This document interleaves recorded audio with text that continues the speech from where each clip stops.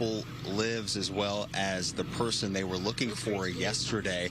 It looks like they're about to start a news conference here, the public information officer from the Redlands Police Department here. Let's go ahead and listen in. We'll let you watch this news conference here.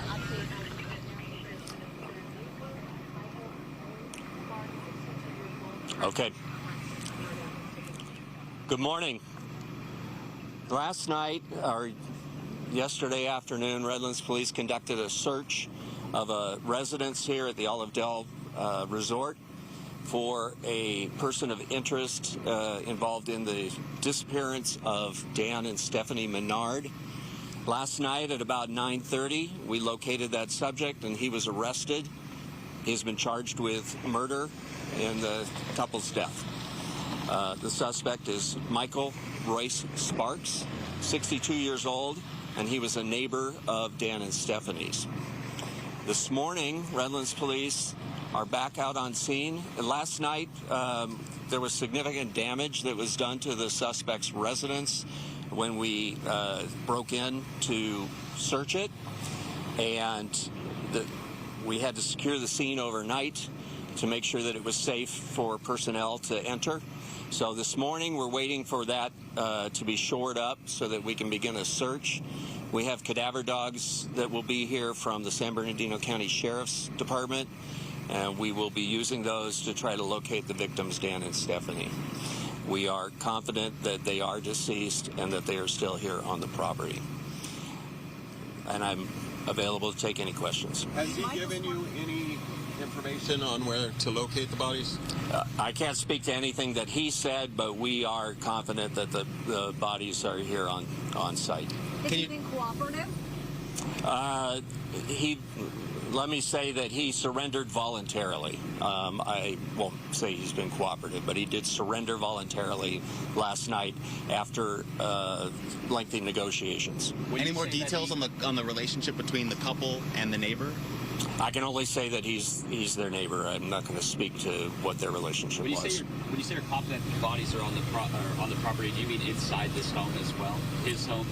We believe the bodies are on the site of his home, yes. And how did you find him? I know you were looking for him last night. What ultimately led you to him? Yesterday morning, Redlands Police were on site simply conducting further investigation, searching the area, knocking on the doors of neighbors. While we were here on site, we received information from a source that a person who was involved in their disappearance was here on the property. At that point, we locked down the property and we began the investigation and the attempt to locate and contact him.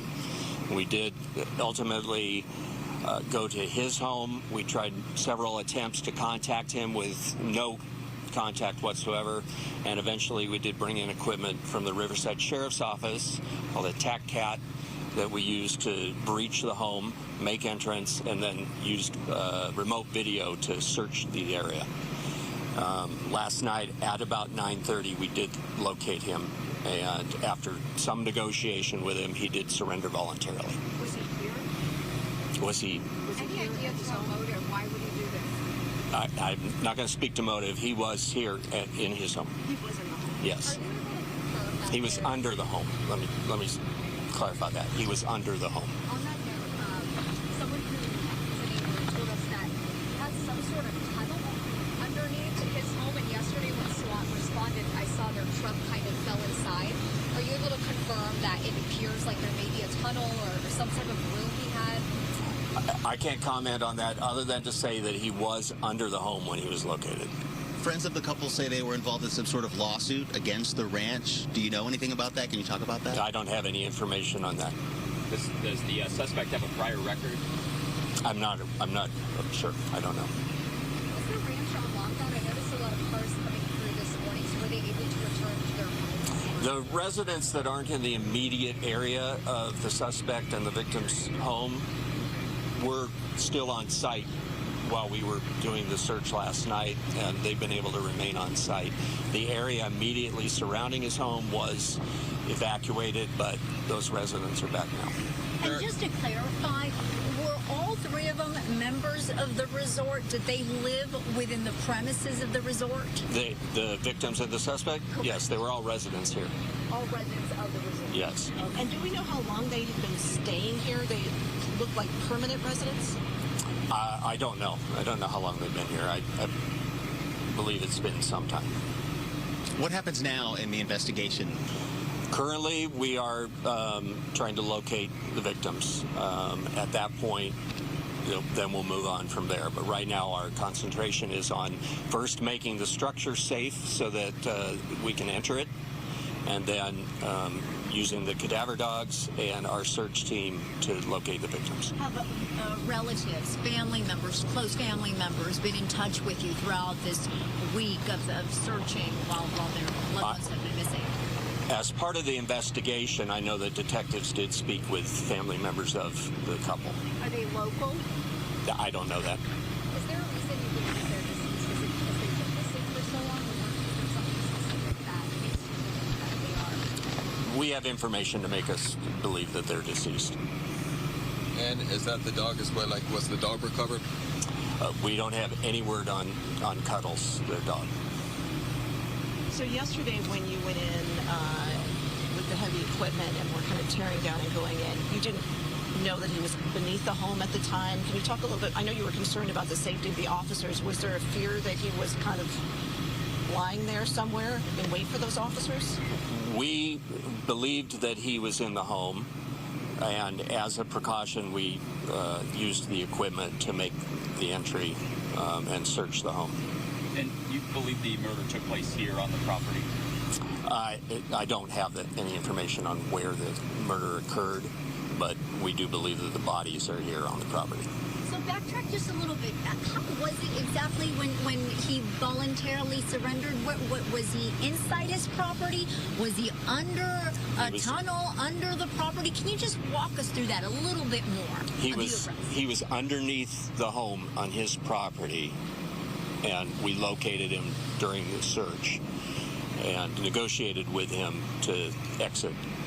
Was he in the process of doing something in particular while he was under his property? I don't know. Was it more of a crawl space type thing, or just where the tunnels? I'm not going to comment on exactly what it is. To be clear, you don't know where the bodies are. You're going to be conducting a search today to figure that out. We are conducting a search using cadaver dogs and search teams. We believe the bodies are on his property, but we haven't confirmed that. Has he led you to believe that? From authorities on a story that just kept getting more bizarre as the days went on, and now it appears to have taken a tragic turn. Just giving an update in the case of this missing Inland Empire couple arresting a neighbor for the murder of the couple. Authorities believe the bodies are somewhere on the property, they say, and the suspect was arrested. Some negotiation involved there. Apparently they found him underneath his own property, but arrested without incident. They're still looking for the bodies, which leads to many more questions. That suspect's home was, well, it looked like demolished, right, once police arrived. And the suspect did surrender and confessed, and this is why they're calling it a murder. Right. So many questions still, obviously. Yeah. And their car was found, if you may recall. The car was found. The couple had been missing for about a week, which raised initial big-time suspicions. With their belongings in the home. Right. Cell phone, keys, wallet, that sort of thing. All right. We'll be right back.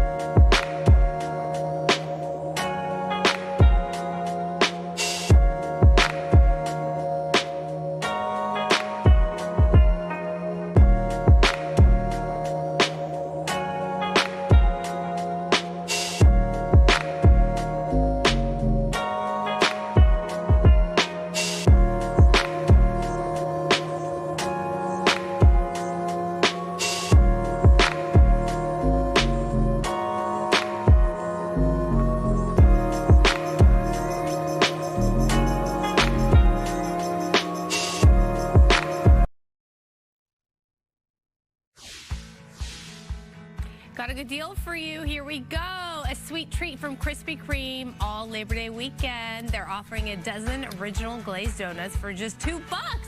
What? Here's the catch. You have to buy another dozen donuts of any variety at regular price to claim the deal. The offer is valid through Labor Day Monday. Wait.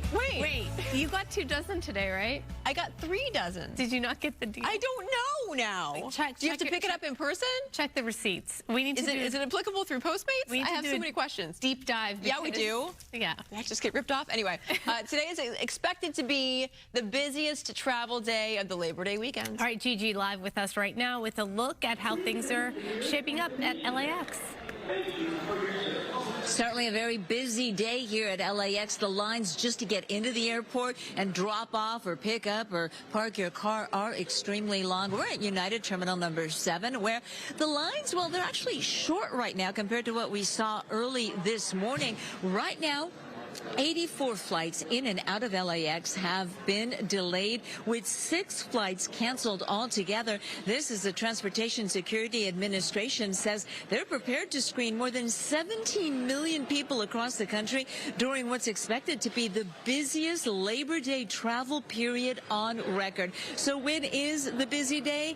The peak travel day is today. Monday is also expected to be extremely busy, although officially the travel period ends next Wednesday. So you can expect long lines to get into the airport. Now, we mentioned that 6 flights have been canceled. We met a pair of lovely friends, one of them from LA, another one from San Antonio, who flew in to fly with her friend to Barcelona.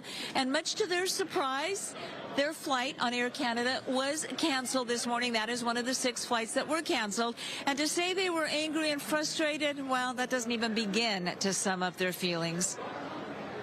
And United passed us over to Air Canada, and then our flight was supposed to leave at 8 o'clock today. We get here at 6. He told us cancel, and you flying for United now. So I don't understand why they sent us there from the beginning. If we was going to come back here, if we're under United, why would that happen? No, we got no emails, no nothing. We get here, pay $35 in a cab that I'm only a mile away. I'm very upset.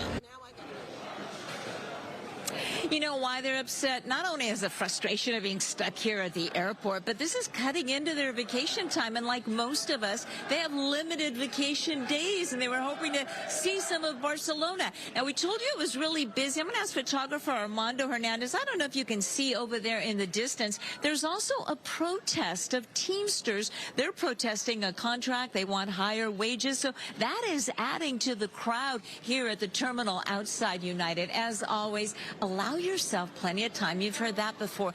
But here's a new one. Make a plan B, just in case you have to leave the airport and go back home. Just put that in your head, just in case your flight is canceled. Reporting live at LAX, I'm Gigi Graciette. Back to you. Yeah, buffer your time. And speaking of that, to help you all out, let's take a look at some of your TSA